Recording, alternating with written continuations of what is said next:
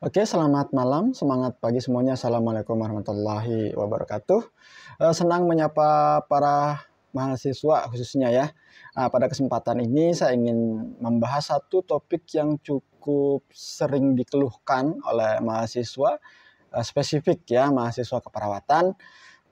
Tapi selain tugas akhir, selain skripsi, dan selain KIA. Nah, kalau sekarang kan teman-teman perawat tuh terutama yang untuk mahasiswa, untuk D3 masih menggunakan karya tulis ilmiah, untuk S1 sudah berubah, ada yang menggunakan skripsi, ada yang menggunakan evidence based praktik, dan ada yang menggunakan project based learning atau PBL ya, atau yang sejenisnya. Itu diserahkan kepada instansi terkait atau maksudnya beda kampus, beda kebijakan biasanya. Nah, sekarang saya akan spesifik membahas tentang asuhan keperawatan. Kenapa? Karena ini merupakan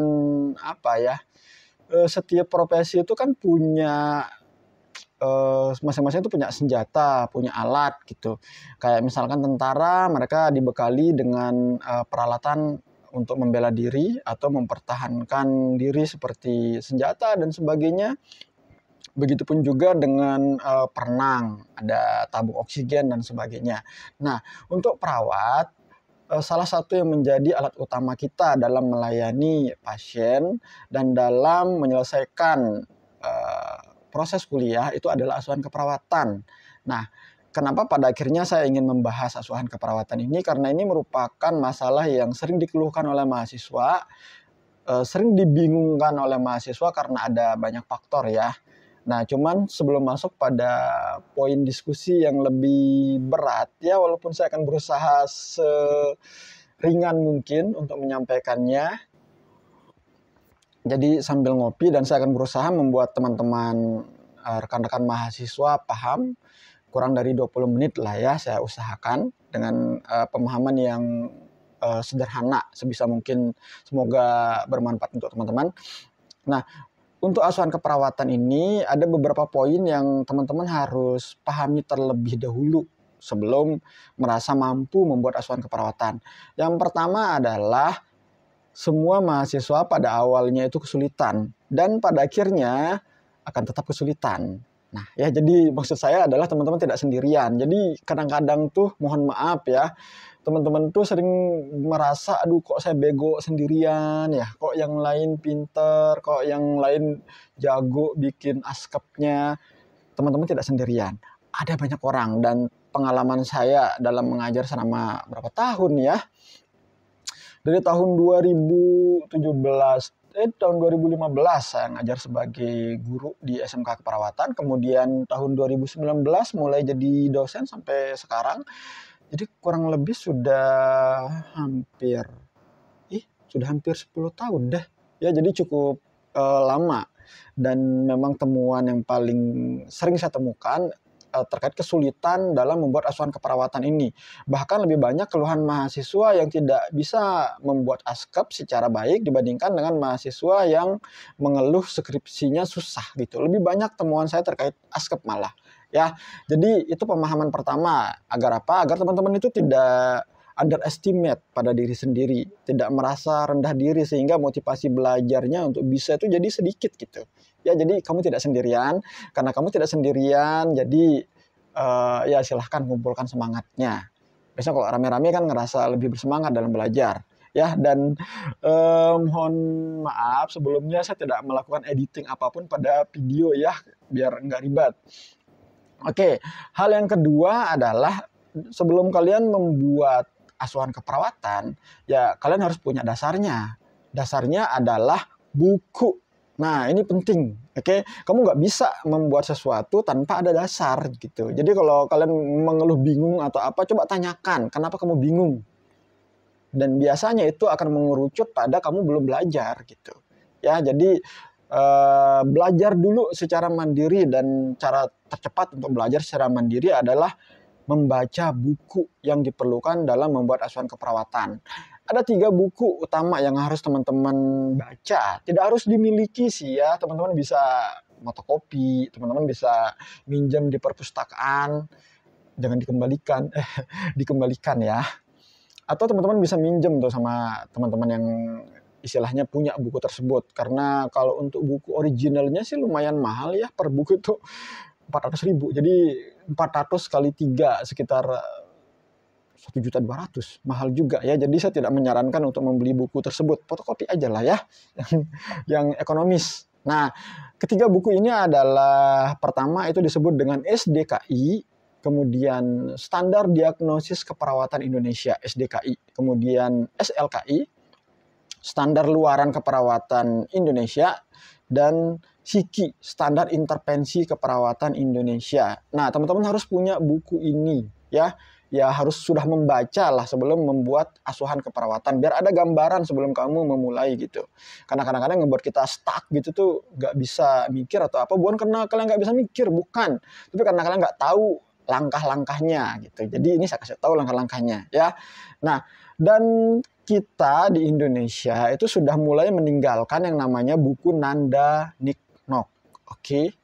Ini bukan promosi, tidak, agar teman-teman mulai terbiasa beradaptasi dengan perkembangan pendidikan keperawatan di Indonesia. Jadi tinggalkan itu Nanda Niknok, teman-teman mulai fokus satu aja ya, SDKI, SIKI sama SLKI. Jangan teman-teman, ini saran saja sih ya, bukan berarti saya menggurui, tidak. Mendoseni mungkin iya.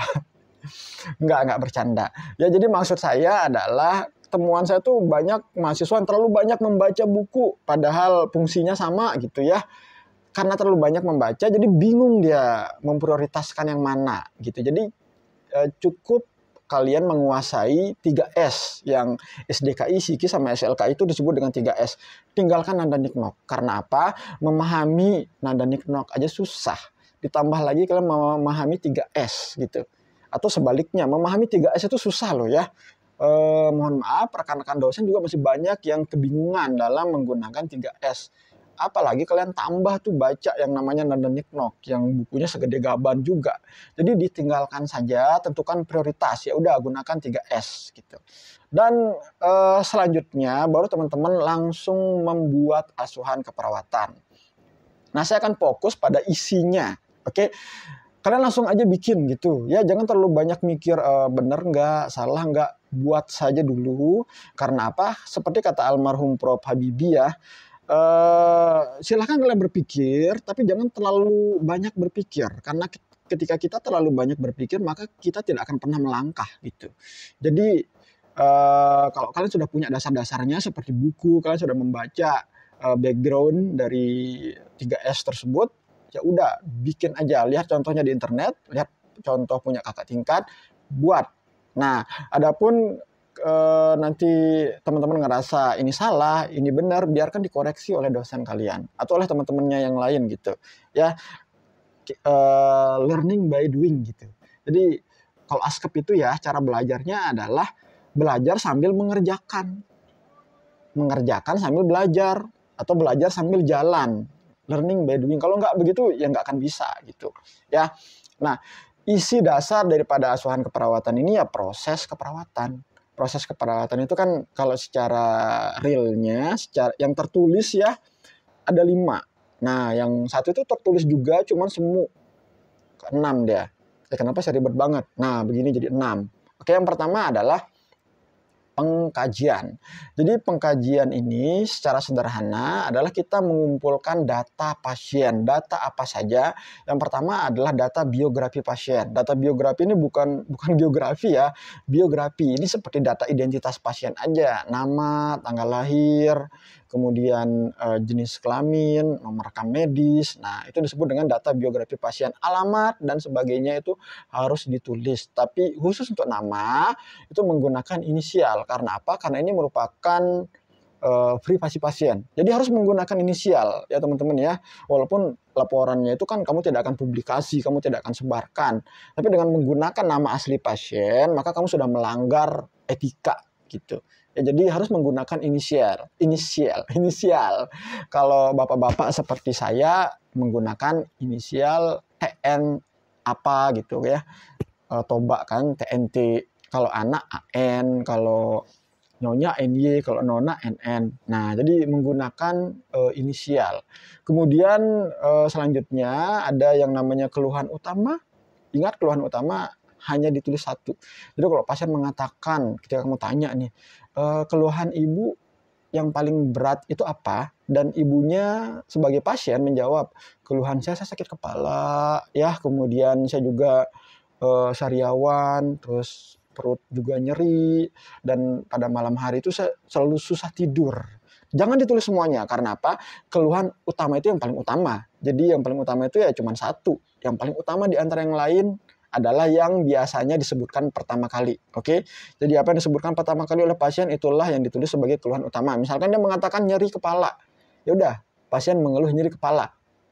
Itu doang yang ditulis di keluhan utama. Kemudian selanjutnya adalah riwayat penyakit sekarang. Nah, untuk riwayat penyakit sekarang ini teman-teman biasanya suka tumpang tindih dengan riwayat penyakit dahulu. Ini beda. Riwayat penyakit sekarang itu adalah apa yang membuat pasien datang ke rumah sakit.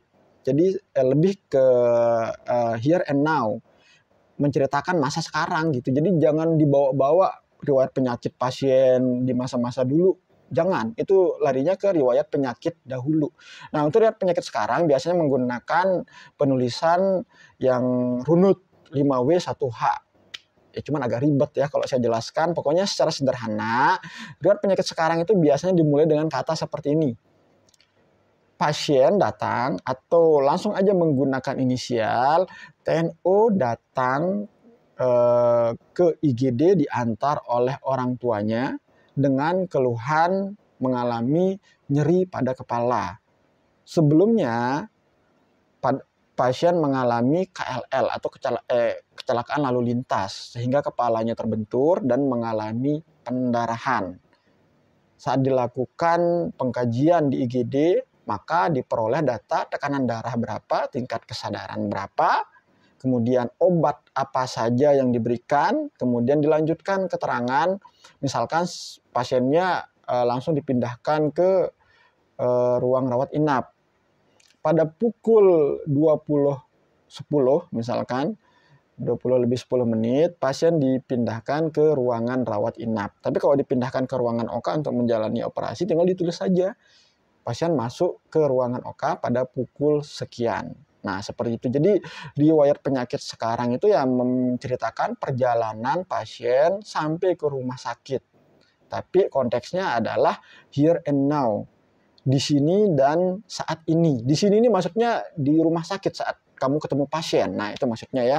Jadi jangan ditulis di situ tuh sebelumnya pasien memiliki penyakit yang sama dengan apa yang dialami saat ini. Karena apa? Karena itu masuknya ke riwayat penyakit dahulu gitu. Kemudian selanjutnya riwayat penyakit keluarga. Nah, untuk riwayat penyakit keluarga ini ditulis penyakit yang berhubungan dengan penyakit keluarga yang berhubungan dengan penyakit pasien dan biasanya berkaitan dengan penyakit yang diwariskan atau herediter gitu.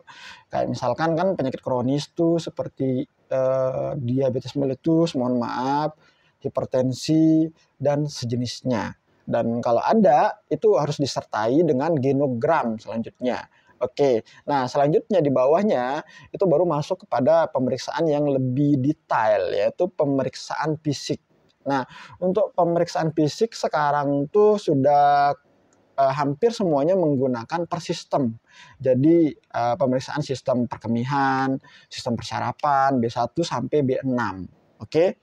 Nah, selanjutnya baru berkaitan dengan terapi, kemudian terapi itu sih terakhir sih ya di bagian pengkajian. Nah, terlebih dahulu itu tuh kalau teman-teman masuk ke stase KMB itu ada yang namanya kebutuhan biopsikososial spiritual yang biasanya menggunakan Virginia Henderson untuk dewasa. Tapi kalau beda pasien biasanya beda teori ya. Kalau untuk lansia kan menggunakan Gordon biasanya. Nah, selanjutnya nanti ada dilengkapi dengan pemeriksaan lab, kemudian terapi yang diperoleh oleh pasien. Nah, selanjutnya ini bagian yang agak susah sebelum masuk ke diagnosa keperawatan. Apakah itu disebut dengan analisa data yang ada tabelnya itu loh. ya. Nah, ini biasanya teman-teman kesulitan di situ. Untuk analisa data ini secara garis besar, dia harus memuat 3 hal.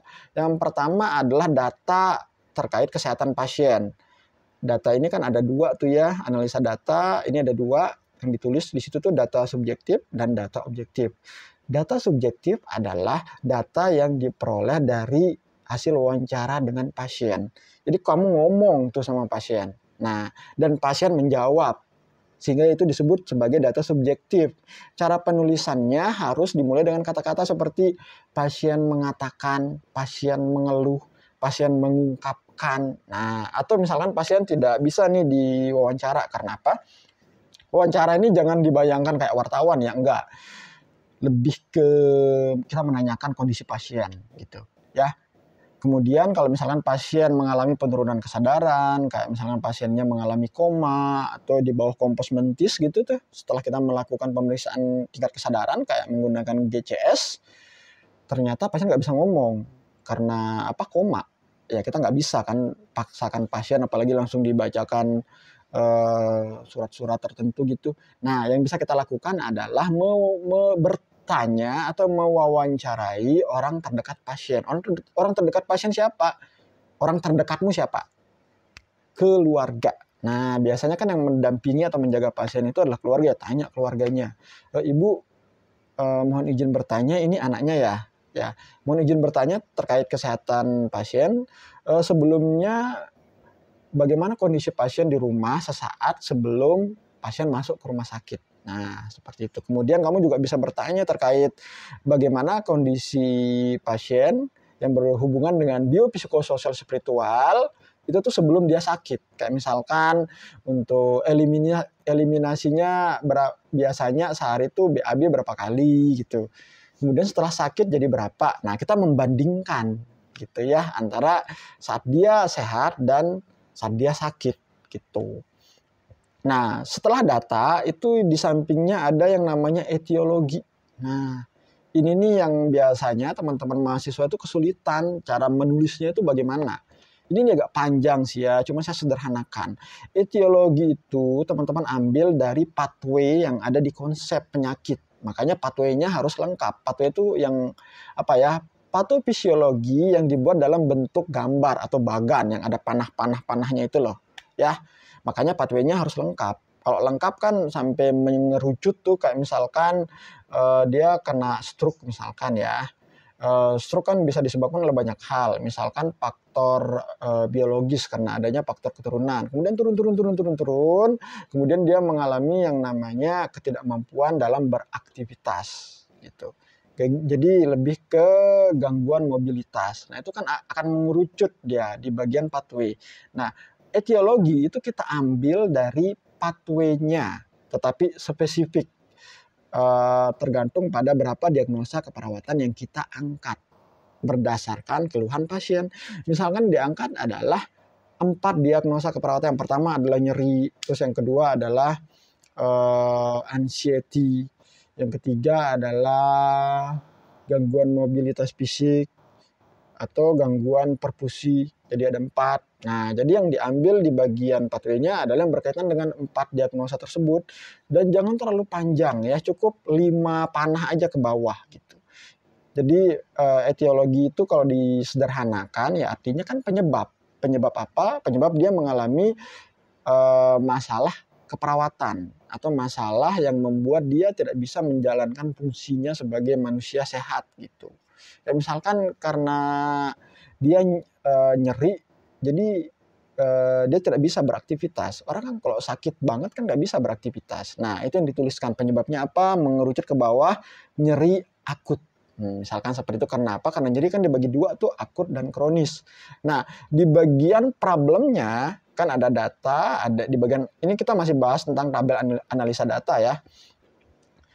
Pertama data, yang kedua etiologi, dan yang terakhir adalah problem. Nah, di bagian problem itu kan artinya masalah. Masalah apa? Nah, ini teman-teman jangan sampai salah ya, karena masih banyak saya temukan salah tulis gitu. Yang ditulis adalah masalah medisnya, masalah yang berkaitan dengan diagnosa medis. Kayak misalkan ditulis diabetes mellitus, itu kan nama penyakitnya ya.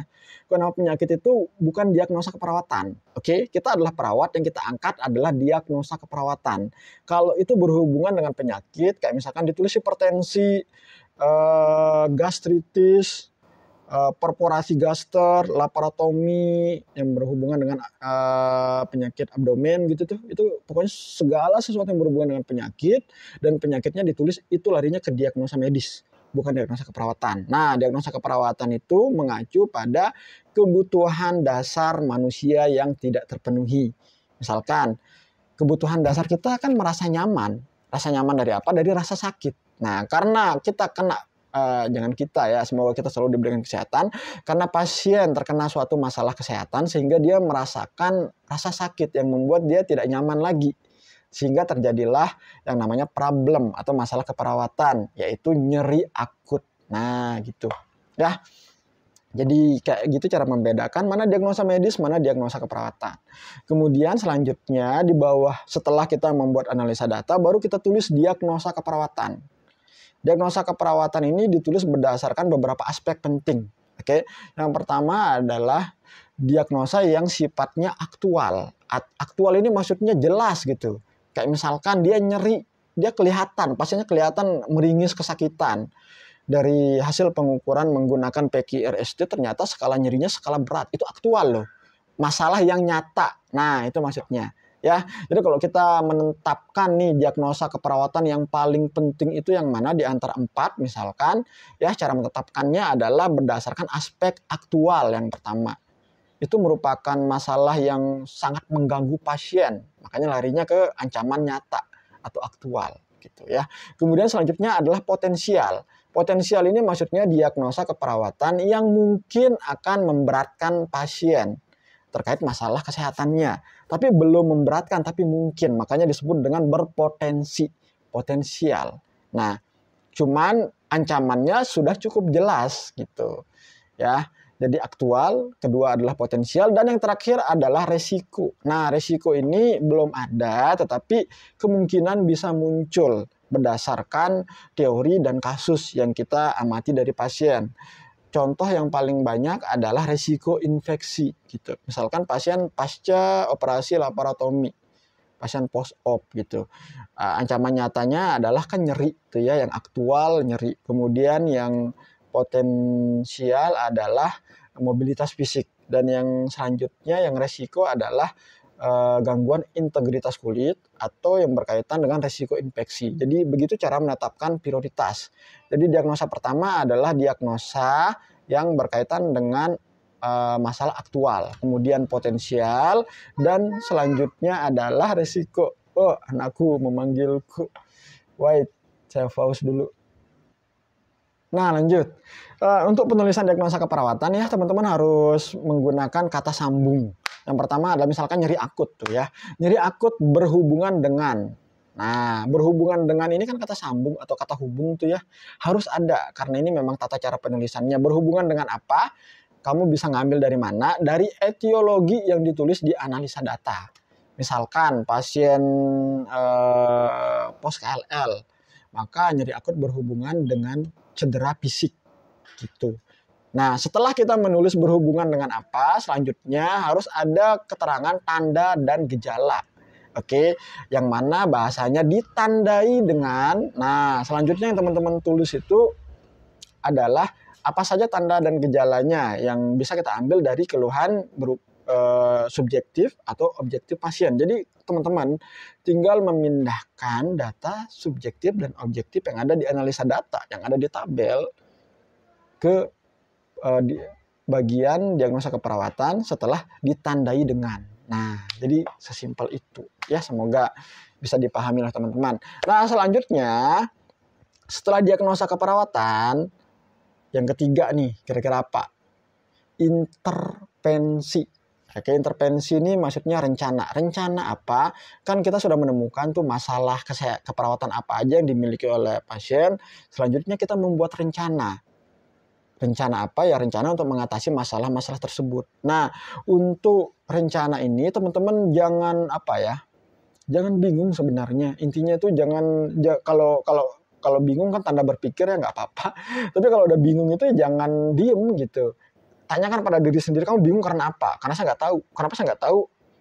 Oh iya ya, saya kan kalau nggak tahu tinggal melihat buku. Ya udah, kamu tinggal lihat buku gitu.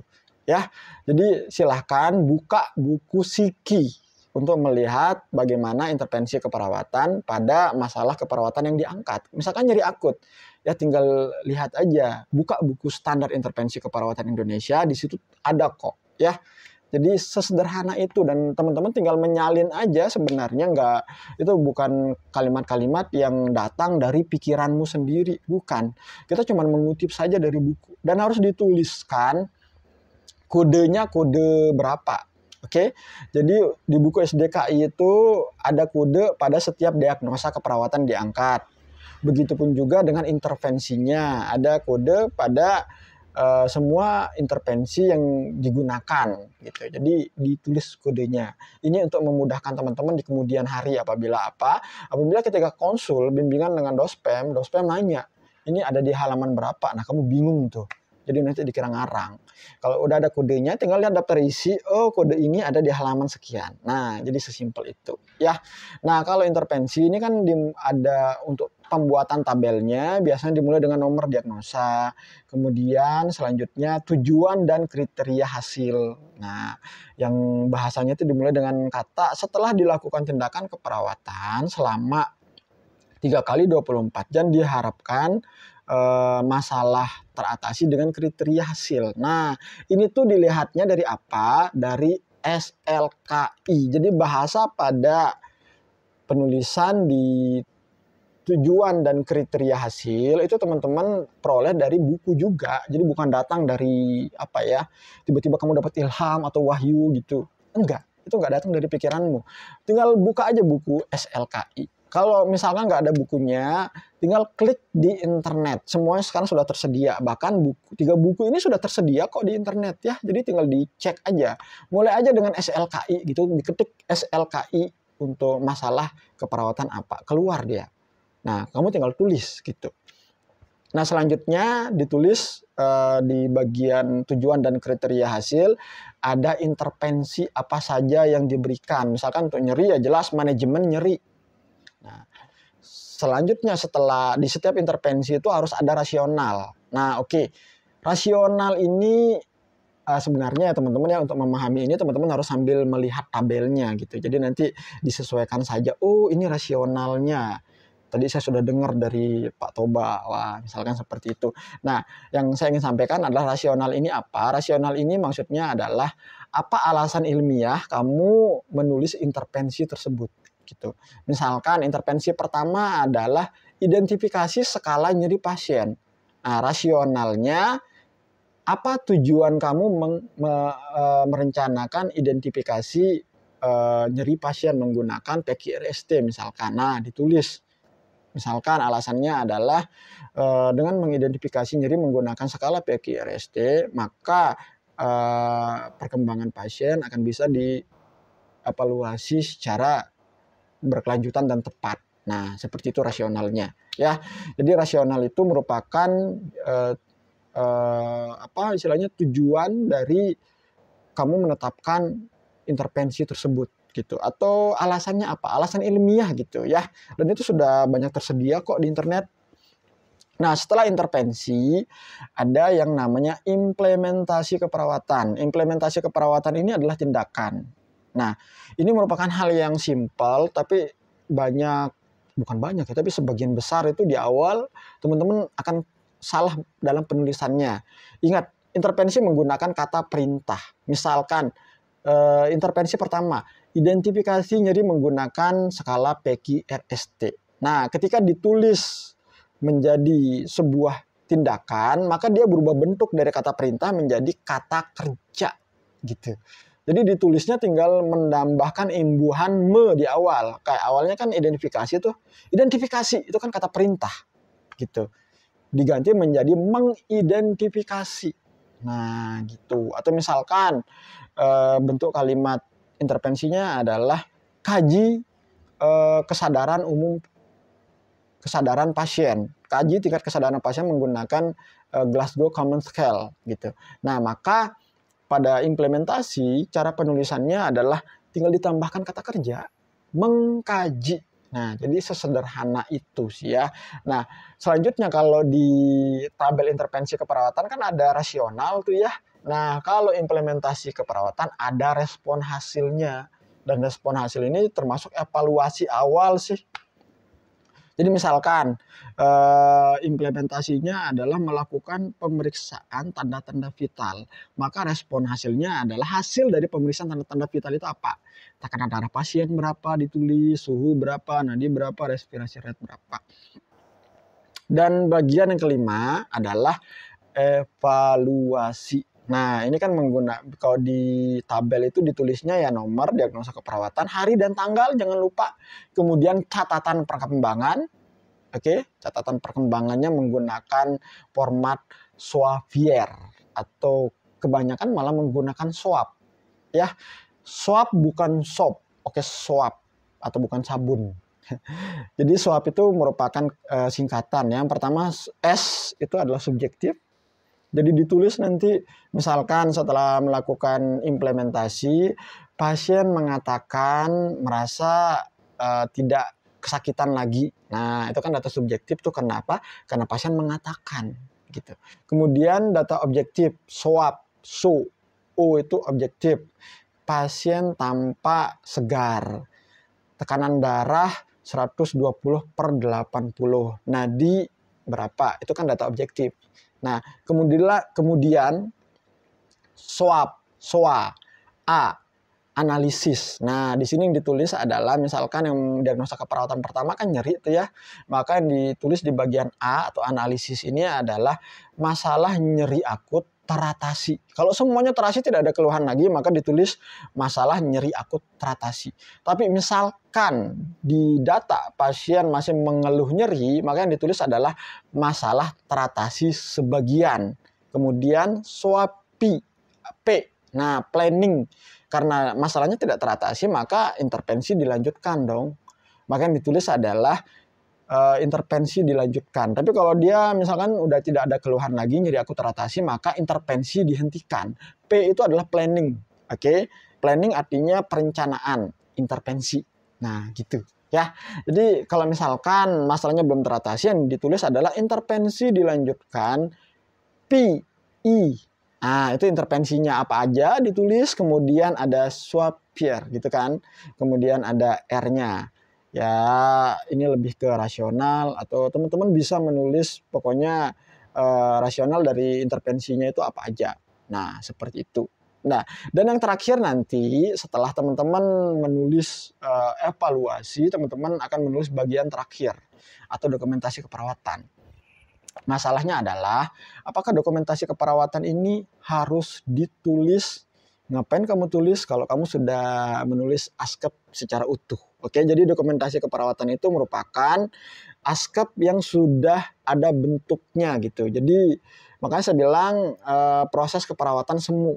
Karena yang jelas itu kan 5 ya. Pengkajian, diagnosa, intervensi, implementasi, evaluasi. Nah, yang dokumentasi ini ya kalau kamu udah nulis yang 5 itu ya artinya sudah terdokumentasi. Itu maksudnya. Ya. Itu saja ya teman-teman, ternyata lebih dari 15 menit ya. Ya silahkan teman-teman belajar dengan giat. Semoga selalu diberikan kesehatan dan dilancarkan proses belajarnya. Semangat. Assalamualaikum warahmatullahi wabarakatuh.